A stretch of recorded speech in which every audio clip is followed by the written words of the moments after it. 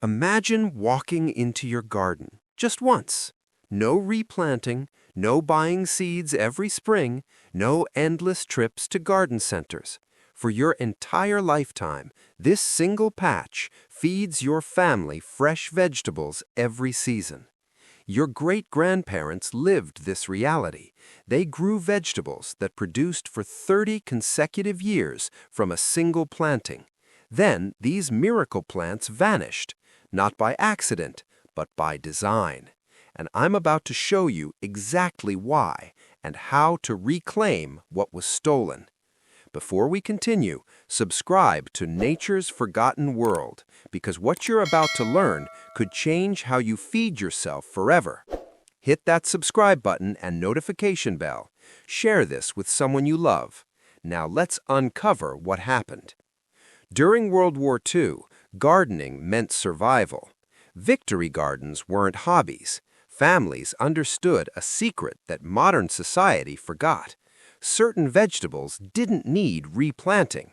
These weren't annuals that died each fall, requiring fresh seeds every spring. These were perennials, plants that kept producing year after year without additional investment.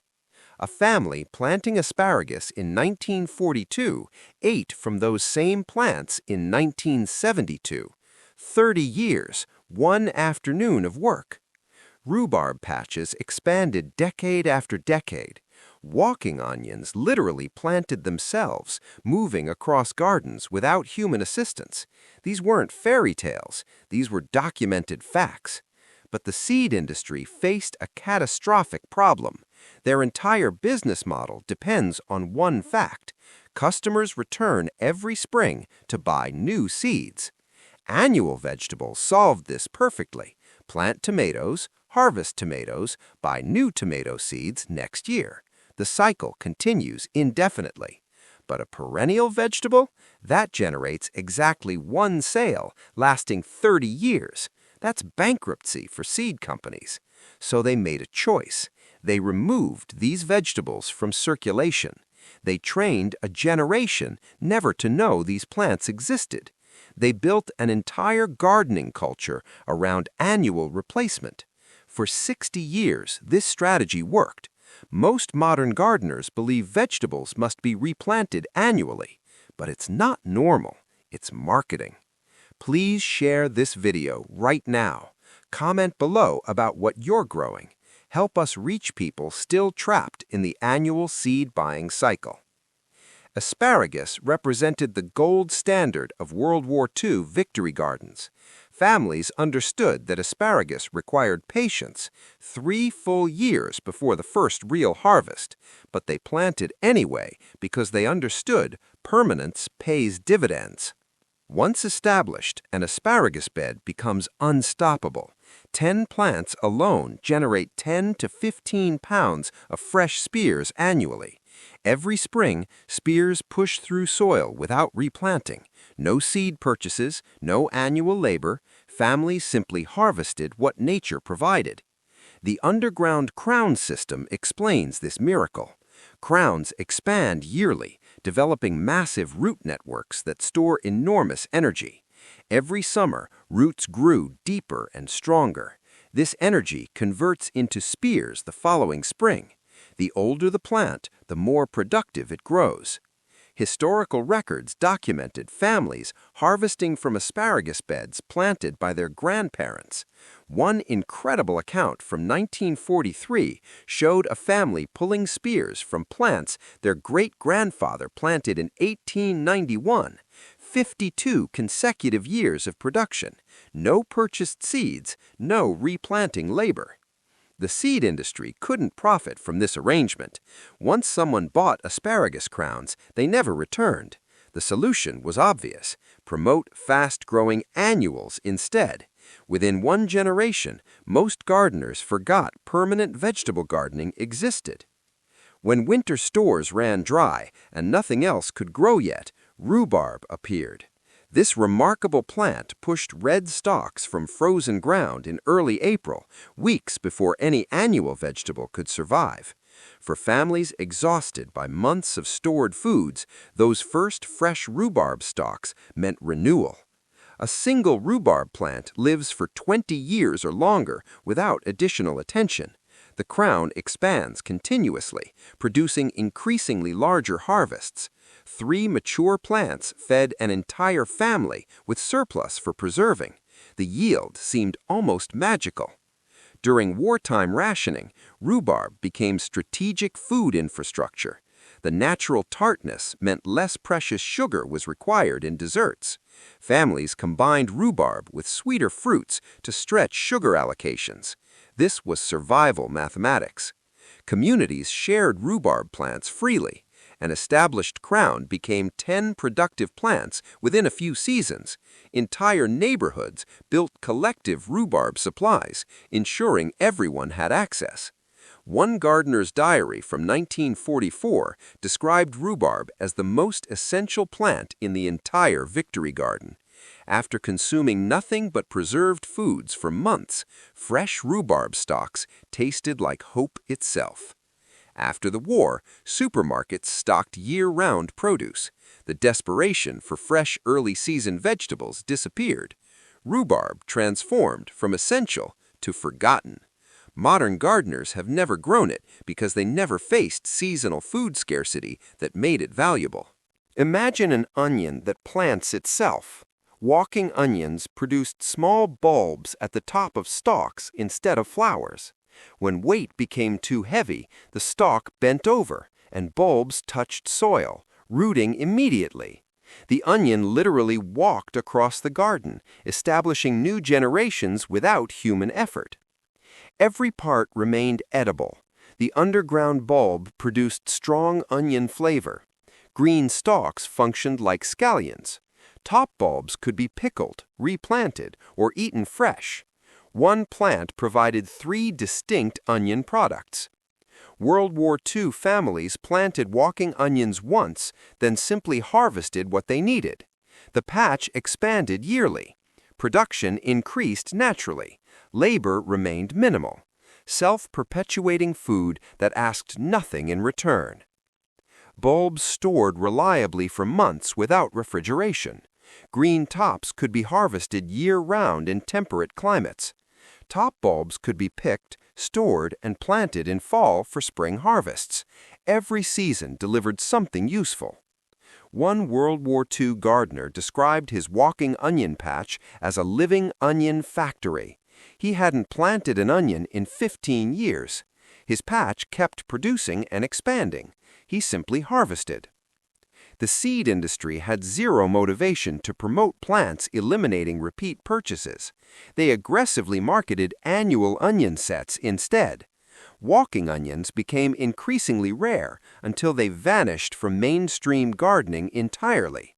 Subscribe to Nature's Forgotten World for more forgotten agricultural wisdom. Sorrel produces lemony leaves, providing brightness to wartime meals when nothing else tasted interesting. This hardy perennial emerged weeks before lettuce could be planted outdoors. Those early lemony leaves delivered fresh salad when families had eaten nothing green for months. The tartness made bland wartime food taste complex and interesting. A few sorrel leaves transformed simple potato soup into something special. Chopped sorrel added welcome variety to monotonous meals. The plant provided flavor and excitement when those luxuries were rationed. Sorrel demonstrates almost supernatural durability, survives freezing winters, withstands summer droughts, endures complete neglect. A sorrel plant established in 1940 could still be producing in 1960. 20 years of salad from a single planting. Wartime gardeners preserved excess leaves through drying or making sorrel sauce. Nothing was wasted. A single sorrel patch fed multiple families. A 1943 Victory Garden bulletin specifically recommended sorrel for families with limited space. The reasoning was straightforward. One perennial plant produces for decades. Annual lettuce produces for weeks. Measuring square foot for square foot, sorrel delivered dramatically more food over time than any annual green. After the war, frozen spinach became cheaply available. Why grow your own when packages cost pennies? Walking Huni seemed unnecessary. Within one generation, most Americans never heard its unusual name. Good King Henry was the spinach alternative, planted once and harvested for 15 consecutive years. Unlike annual spinach that bolts in summer heat, Good King Henry produces continuously from spring through late fall. The plant simply keeps growing while annual spinach becomes inedible. One perennial plant essentially replaced multiple plantings of annual spinach.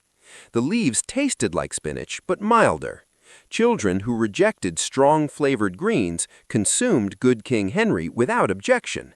Flavor was nearly identical in cooked recipes. During World War II, Good King Henry produced multiple harvests from single plants. Spring delivered fresh eating leaves. Summer brought quantity cooking. Fall produced leaves suitable for drying. Winter meant stored provisions. The plant produced across 3 entire seasons, while annual spinach produced for 3 weeks. Wartime gardeners valued Good King Henry for complete reliability. Plants survived harsh winters that killed other vegetables. They produced during droughts that withered annual crops. When every other vegetable failed, Good King Henry continued growing. One garden record from 1945 documented a Good King Henry planting producing since 1928.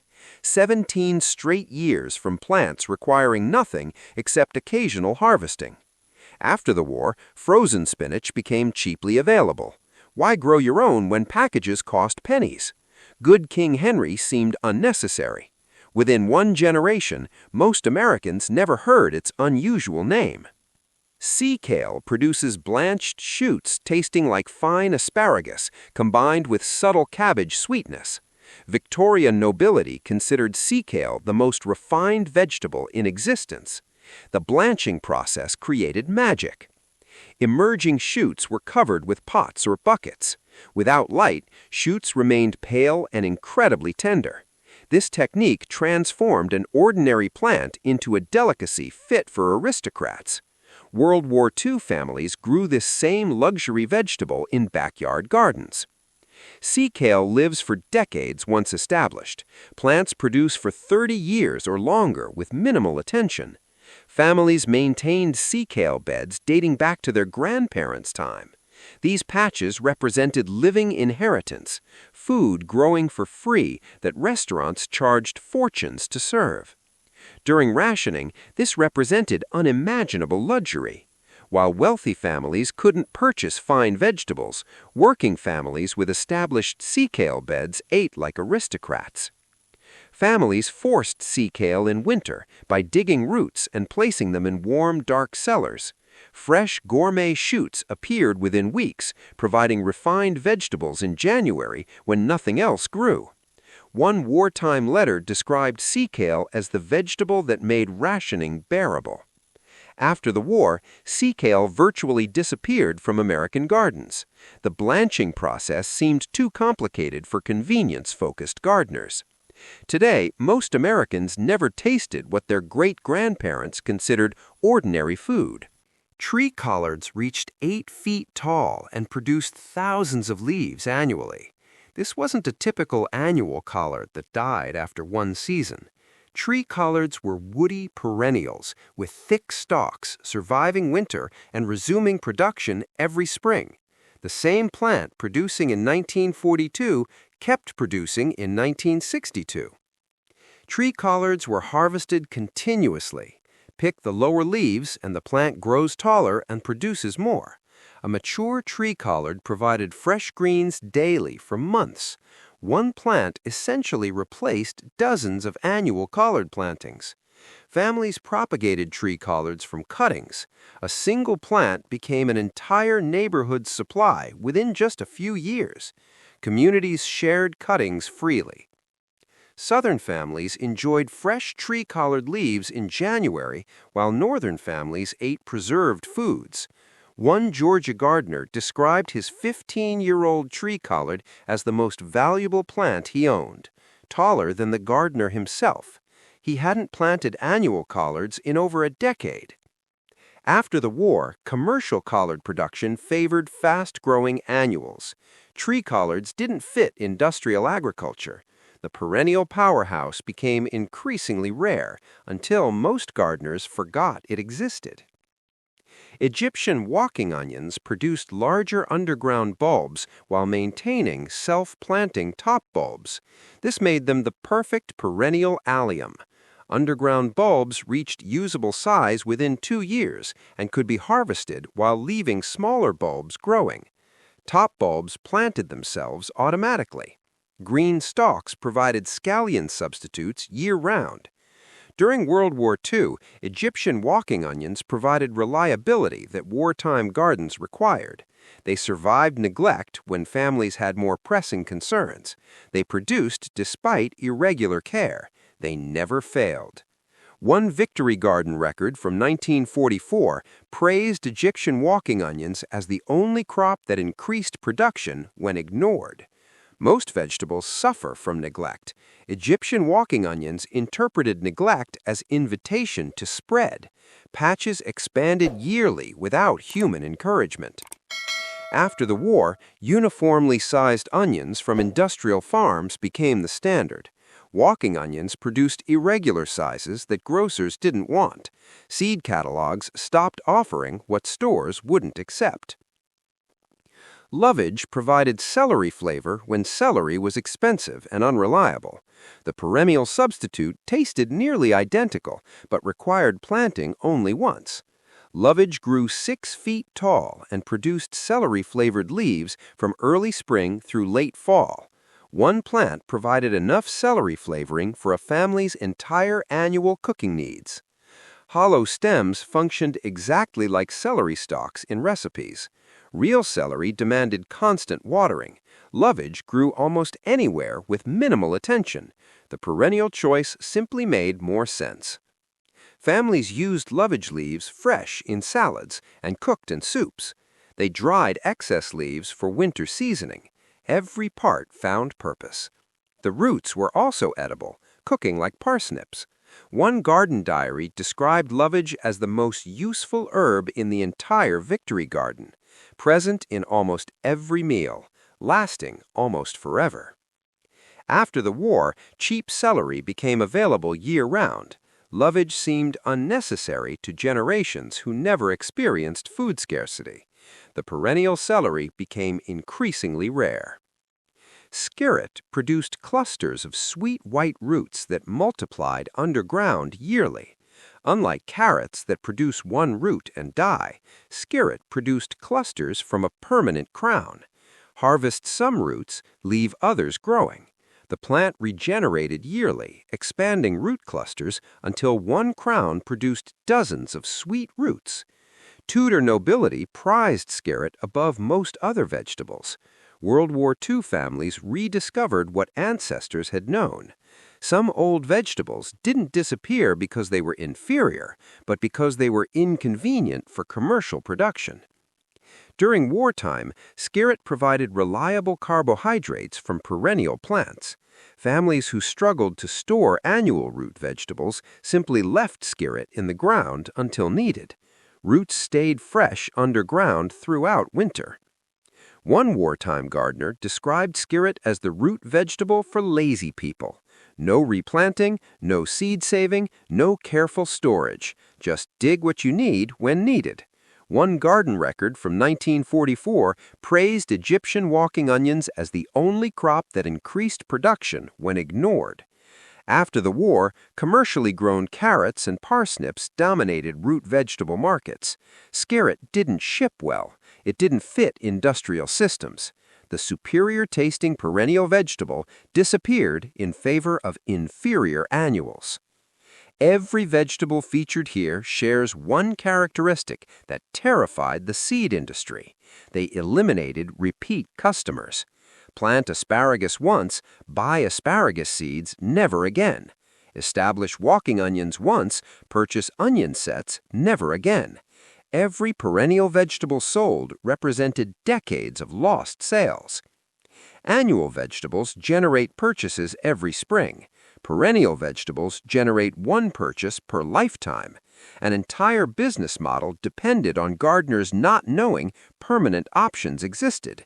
The industry buried the knowledge. They stopped printing perennial vegetables in catalogs. They promoted annuals exclusively. They built gardening culture around buying seeds every spring. For 60 years, this strategy succeeded.